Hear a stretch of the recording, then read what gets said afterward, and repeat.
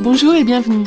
Je suis Catherine Marcelin, chef de projet et formatrice à l'EPFL, et dans ce podcast, j'explore différents aspects du management et de la vie professionnelle pour partager avec vous, que vous soyez étudiant ou déjà dans la vie active, des outils concrets pour faciliter votre vie au travail. Dans les futurs épisodes de ce podcast, j'ai prévu de vous parler de communication. La communication dans le monde du travail, c'est un mot surutilisé. Nous avons tous entendu dire, un jour ou l'autre, qu'il faudrait améliorer la communication au sein de nos équipes ou de nos organisations. La communication, c'est un mot un peu fourre-tout. À la fin, on ne sait même plus ce qu'on a mis dedans, tellement il regroupe de perspectives et de notions différentes. Alors, dans l'épisode d'aujourd'hui, je vous propose de commencer avec l'un des plus petits outils de communication, une des plus petites briques, j'ai nommé la question.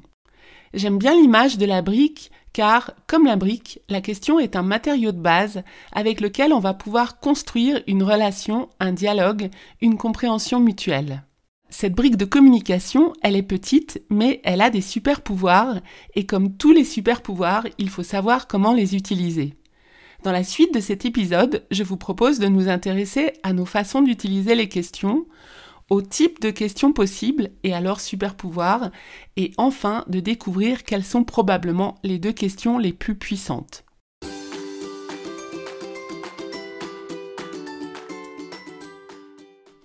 La question, c'est peut-être l'outil de communication le plus ancien que nous connaissons. Très jeunes, nous avons beaucoup plus utilisé les questions que les affirmations.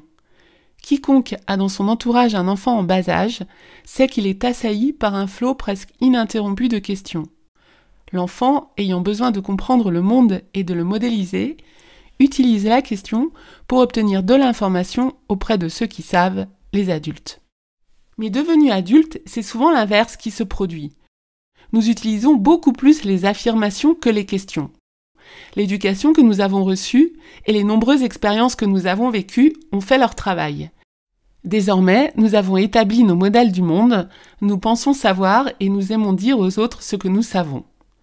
D'ailleurs, quand nous sommes dans un dialogue ou dans une discussion de groupe, nous prenons volontiers la parole pour donner notre avis, exprimer nos idées, mais plus rarement pour poser des questions. De même, dans nos réflexions personnelles, quand nous nous parlons à nous-mêmes, nous raisonnons selon des schémas cognitifs bien établis, où la remise en question de nos actions ou de nos pensées habituelles a en général assez peu de place. Et alors, si nous redonnions de la place à la question et à ses super pouvoirs? Si je regarde dans le dictionnaire la définition du mot question, je lis « demande qu'on adresse à quelqu'un en vue d'apprendre quelque chose de cette personne ». Il y a des questions où l'information que nous recherchons est a priori simple et factuelle.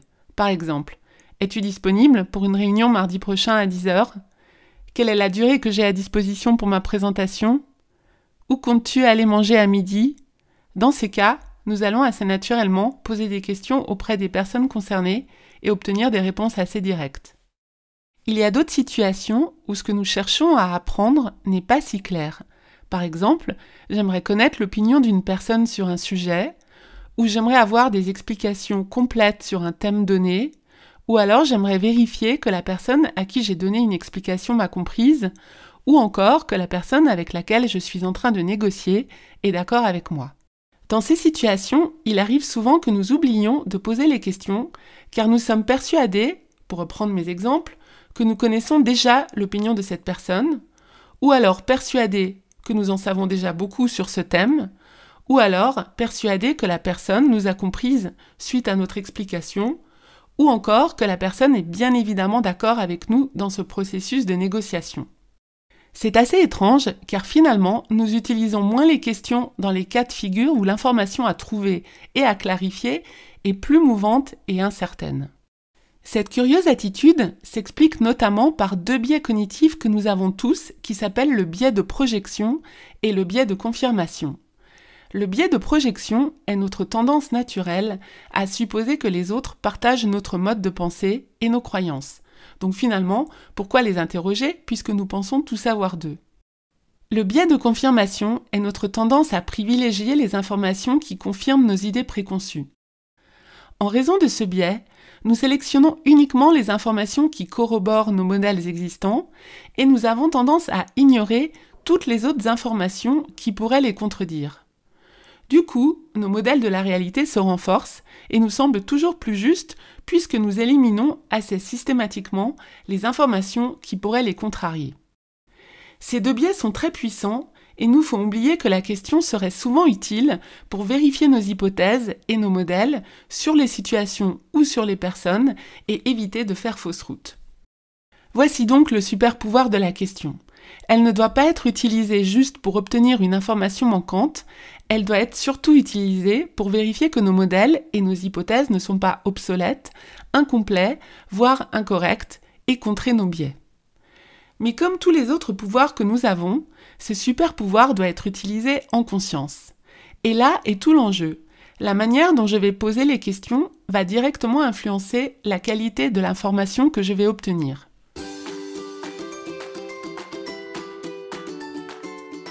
Si je n'ai pas choisi en conscience quelle est la nature des informations que je recherche et comment je vais libeller ma question pour atteindre cet objectif, je peux passer à côté du super pouvoir de la question. Un premier distinguo que l'on peut faire est la différence entre la question ouverte et la question fermée. Pour rappel, la question fermée est celle dont la réponse est orientée et assez souvent vers un oui ou un non. Ce sont les questions qui en français commencent par « est-ce que » ou des formes équivalentes. Très souvent, la réponse apportée sera brève. La question ouverte est celle qui laisse le choix à son destinataire dans la formulation de la réponse. Ce sont des questions qui commencent par quel, quoi, comment, etc. La réponse sera en général plus longue. Les deux formats ont leurs avantages. Il ne s'agit pas de dire que la question ouverte est mieux que la question fermée. Comme beaucoup de choses, cela dépend du contexte. Ce qui est par contre dommage, c'est d'utiliser une question fermée quand une question ouverte serait plus adaptée, et vice-versa. Par exemple, si je demande à la personne responsable d'une machine « Est-ce que pour mettre en marche cette machine, je dois bien enclencher cet interrupteur rouge ?» je vais probablement avoir une réponse brève du genre « Oui, c'est juste ». Si par contre je demande à cette même personne « Comment mettre en marche cette machine correctement et en toute sécurité ?»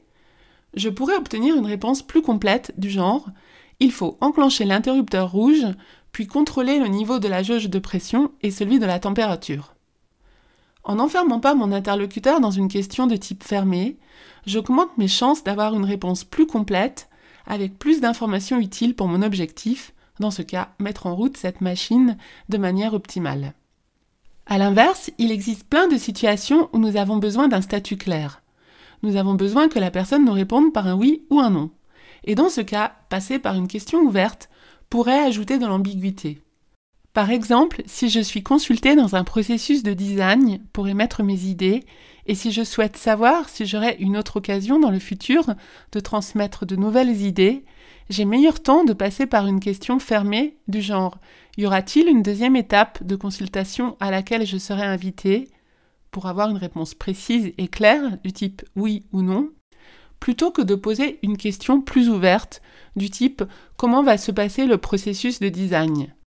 La réponse à cette question ouverte va peut-être ajouter de l'ambiguïté et ne pas me garantir si, oui ou non, il y aura une deuxième itération lors de laquelle je serai consultée. Parmi les questions ouvertes, il y en a deux qui sont extrêmement puissantes et qui demandent un arrêt sur image. Ce sont à mes yeux les deux questions reines et du coup, plus que toutes les autres, elles demandent d'être utilisées dans le bon contexte et en conscience, sans quoi leur super pouvoir pourrait se retourner contre nous. La première de ces deux questions est le pourquoi, et nous verrons dans quelques secondes quelle est la deuxième. Le pourquoi fait appel à la raison d'être. Elle devrait en théorie être au cœur de nos actions et donc de nos motivations. C'est une excellente question à se poser, y compris à soi-même, avant de démarrer toute initiative. Le pourquoi nous sort du pilotage automatique et les réponses à nos pourquoi seront des sources d'inspiration pour avancer et rester motivé malgré les déconvenues qui ne manqueront pas d'arriver en chemin. Si notre pourquoi a été bien clarifié et librement choisi, nous disposons d'une boussole et d'un cap. Les décisions seront plus faciles à prendre et la cohérence de nos actions sera plus évidente à assurer. Parfois, on a perdu notre pourquoi, on ne sait plus pourquoi on fait les choses et du coup, on prend à coup sûr le risque de mauvaises décisions ou le risque de démotivation. Ce travail du pourquoi peut se faire à titre individuel ou au sein d'une équipe pour identifier la raison d'être de notre travail commun. Le pourquoi demande du courage, car en y répondant, nous pouvons nous rendre compte que finalement, ce que nous faisons de manière automatique ne fait plus sens. Il faudra alors accepter de redéfinir de nouveaux pourquoi et adapter le travail et nos projets en conséquence.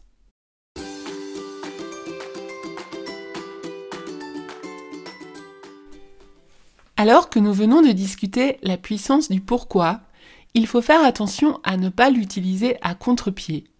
Le pourquoi est glissant dans des situations interpersonnelles où les personnes n'ont a priori pas de compte à nous rendre. Dans ces cas, le pourquoi sera en général assez inefficace, inopérant et plutôt mal perçu par notre interlocuteur. Par exemple, si je demande à un potentiel client ou un partenaire pourquoi il ou elle n'achète pas mes prestations, cette personne risque de m'apporter une réponse inauthentique car elle n'a pas de compte à me rendre dans sa décision. Elle n'a pas à justifier son choix, du coup elle ne me répondra pas ou me donnera une réponse alibi pas forcément très fiable. Avoir accès à la raison d'être et d'agir des personnes n'est pas un droit acquis et leur demander ne sera pas toujours couronné de succès. Il existe dans ces cas une autre question dont le super pouvoir donnera des résultats incroyables. Cette question est le comment. Le comment est une question royale en situation d'interaction professionnelle et personnelle quand le pourquoi n'est pas recommandé. En utilisant des comment dans nos questions à une autre personne, nous lui donnons de la place pour recueillir ses idées et ses solutions.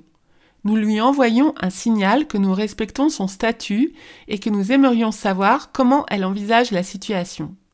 C'est d'ailleurs une question très utilisée en situation de négociation pour savoir quelles sont les conditions de départ et la marge de manœuvre de l'autre partie.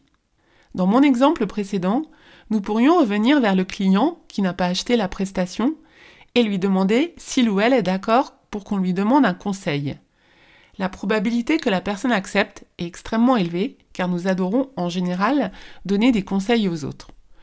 Nous pourrions alors lui demander ses idées sur comment modifier l'offre, le produit, etc. Nous obtiendrons alors des réponses très utiles sans passer par le pourquoi plus intrusif. Je vous invite dans les prochains jours après cet épisode à tester dans vos interactions des questions ouvertes et des questions fermées, des questions avec des pourquoi et des questions avec des comment, et d'observer dans chaque cas la qualité des réponses que vous obtiendrez. Ah, une dernière chose avant de nous quitter. Les questions ne développeront leur super pouvoir que si elles sont posées avec une attitude sincère de collaboration. Toute autre attitude ou agenda caché déclenchera probablement un malaise chez l'interlocuteur et la qualité de la réponse en sera altérée, voire carrément faussée. Dans les épisodes futurs de ce podcast, nous reparlerons d'autres sujets en lien avec la communication. Je vous dis à bientôt pour de nouveaux éclairages de votre vie professionnelle et pour partager avec vous des outils qui donnent du sens à notre travail.